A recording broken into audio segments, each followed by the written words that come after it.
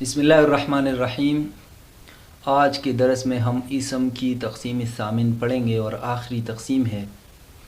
آخری تقسیم میں ہم توابع پڑھیں گے۔ توابع یہ جمع ہے تابع کی، اور تابع کی تعریف ادھر ہم نے لکھی ہے کہ تابع ہر وہ اسم ہے جو اپنے ما قبل اسم کے ساتھ اسم کے ساتھ اعراب اور جہت میں موافق ہو۔ تابع سے جو پہلا اسم ہے اس اسم کے ساتھ اعراب اور جہت میں موافق ہو۔ اعراب کا مطلب یہ ہے، مثال کے طور پر جاء رجل قوی، قوی آدمی آیا۔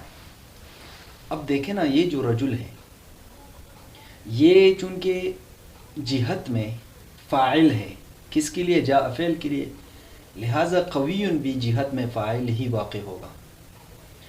اور رجل پر چونکہ ضمہ تنوین ہے، اسی طرح قوی پر بھی ضمہ یعنی تنوین آئے گی، تو جہت میں بھی موافق ہے۔ جہت کا مطلب یہ ہے کہ اگر پہلا والا اسم فاعل ہے تو دوسرا بھی فاعل، اگر پہلا مفعول بھی ہے تو دوسرا مفعول بھی، اگر پہلا کچھ بھی ہے تو دوسرا بھی اسی طرح ہوگا۔ یہ جہت ہے۔ اور اعراب کا مطلب ہے کہ اگر پہلے پر رفع ہے تو اسی پر رفع، اگر پہلے پر نصب ہے تو دوسرے پر نصب، اگر پہلے پر جر ہے تو دوسرے پر بھی جر آئے گا۔ یہ تو تابع کی تعریف ہو گئی۔ اب یہ جو تابع ہے، توابع کی 5 قسمیں ہیں۔ ان میں سے پہلی قسم جو ہے وہ صفت ہے۔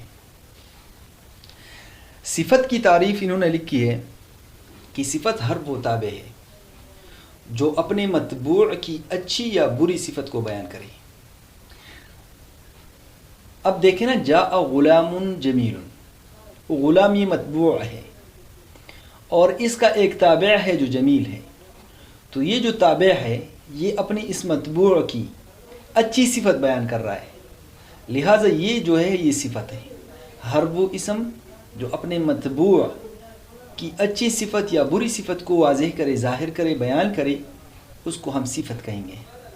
جاء غلام جمیل، پیارا غلام آیا، پیارا لڑکا آیا۔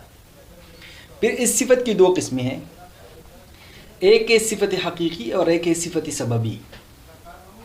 صفت حقیقی یہ ہے کہ یہ جو صفت ہے یہ اپنے متبوع کی صفت کو بیان کرے، اپنے متبوع کی صفت کو بیان کرے۔ مثال کے طور پر یہ یہاں دیکھیں، جمیل نے غلام ہی کی صفت کو واضح کیا ہے اور ظاہر کیا ہے۔ اور ایک ہے صفت سببی جو اپنے متبوع کی صفت بیان نہ کرے، بلکہ اس متبوع کا ایک متعلق ہوگا، اس کا ایک رشتہ دار ہوگا، اس کا ایک اجنبی، یعنی اس کا کہ کوئی ایسا بندہ ہوگا جو اس کے ساتھ متعلق ہوگا، یہ صفت اس متعلق کی صفت کو بیان کرے۔ میری بات سمجھ آئی ہوگی کہ صفت سببی میں صفت جو ہے ڈائریکٹ متبوع کی صفت کو بیان نہیں کرتا، بلکہ متبوع کے متعلق کی صفت کو بیان کرتا ہے۔ جیسے جاء رجل، میرے پاس ایک آدمی آیا، ابوہ عالم، اس کا باپ جو عالم تھا۔ اب دیکھیں، اس عالم صفت نے رجل کی صفت بیان نہیں کی، بلکہ رجل کے متعلق یعنی رجل کا جو باپ ہے اس کی صفت بیان کی ہے۔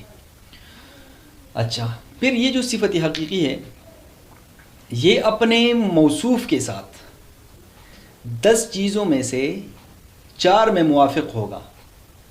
مثال کے طور پر یہ صفت ہے، یہ اپنی اس موصوف کے ساتھ 4 چیزوں میں موافق ہوگا، 10 چیزوں میں سے، یعنی آپ کے سامنے 10 چیزیں ہیں، ان 10 چیزوں میں سے 4 لیں گے اور ان 4 چیزوں میں یہ جو صفت ہے اپنے ماقبل موصوف کے ساتھ موافق ہوگا۔ وہ 10 چیزیں کیا ہیں؟ جن میں سے 4 ضروری ہے۔ ایک ہے تعریف اور تنکیر۔ مثلا اگر پہلا اسم نکرہ ہے تو دوسرا بھی نکرہ، جس طرح ادھر ہے۔ اگر پہلا معرفہ ہے تو دوسرا بھی نکرہ معرفہ ہوگا۔ دوسری چیز جو ہے تذکیر و تانیث، اگر پہلا مذکر تو دوسرا بھی مذکر، جیسے اس مثال میں موجود ہے۔ اگر پہلا مؤنث تو دوسرا مؤنث۔ واحد تثنیہ جمع میں دونوں موافق ہوں گے، یعنی اگر پہلا اسم واحد تو دوسرا واحد، اگر پہلا تثنیہ تو دوسرا تثنیہ، اگر پہلا جمع تو دوسرا جمع۔ اور رفع نصب جر میں موافق ہوں گے، یعنی اگر پہلے پر ضم رفع ہے تو دوسرے پر رفع، اگر پہلے پر نصب ہے تو دوسرے پر نصب، اگر پہلے پر جر ہے تو دوسرے پر جر۔ تو یہ ہو گئی 10 چیزیں، 1 2 3 4 5 6 7 8 9 10۔ ان 10 چیزوں میں سے 4 چیزوں میں موافقت ضروری ہے۔ اور یہ جو صفت سببی ہے یہ اپنے موصوف کے ساتھ 5 چیزوں میں سے 2 چیزوں میں موافق ہوگا۔ ایک ہے تعریف اور تنکیر، یعنی اگر پہلا معرفہ ہے تو دوسرا معرفہ ہوگا، اگر پہلا نکرہ ہے جس طرح اس مثال میں ہے تو یہ پورا جملہ چونکہ نکرہ کی حکم میں یہ بھی نکرہ ہوگا۔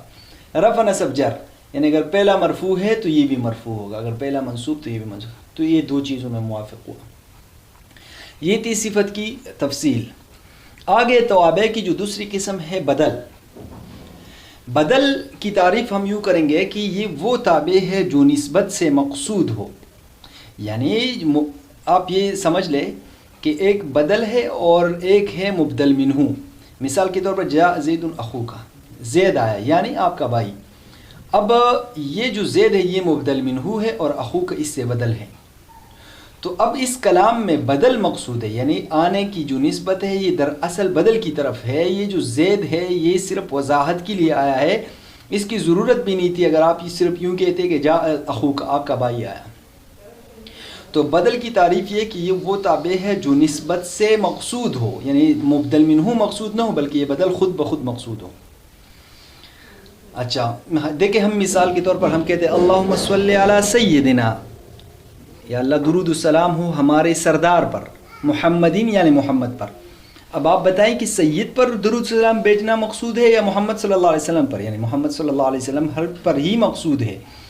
تو بدل جو ہے نسبت میں مقصود ہے، مبدل منہ یعنی سید مقصود نہیں ہے۔ پھر اس بدل کی چار قسمیں ہیں۔ پہلی قسم بدل الکل، بدل البعض، بدل الاجتمال، بدل الغلط، یہ چار قسمیں ہو گئی۔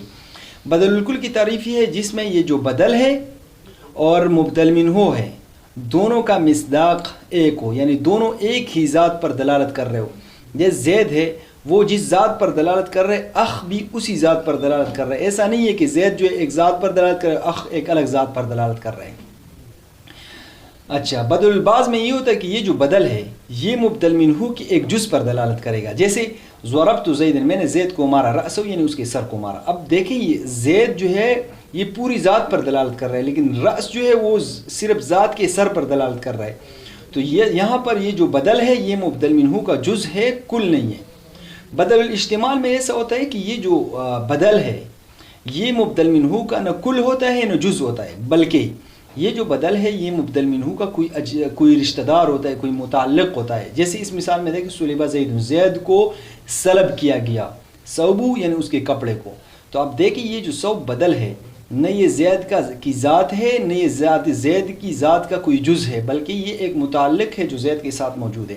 ایک ہے بدل الغلط۔ بدل الغلط یہ کہ جس میں بدل غلطی کی بات لایا گیا ہو، جیسے انسان نے، آپ نے دیکھا کہ دروازے سے کوئی داخل ہوا، آپ نے فوراً کہا جاء حمار، گدھا آیا، پھر دیکھا کہ یار یہ تو گدھا نہیں ہے کوئی انسان ہے، پھر فوراً پہچان گئے کہ وہ زید آ رہا ہے، تو جاء حمار زید۔ اب یہ جو زید لایا گیا ہے یہ غلطی سدھارنے کے لیے لایا گیا ہے۔ تو یہ تھی توابع کی دوسری قسم۔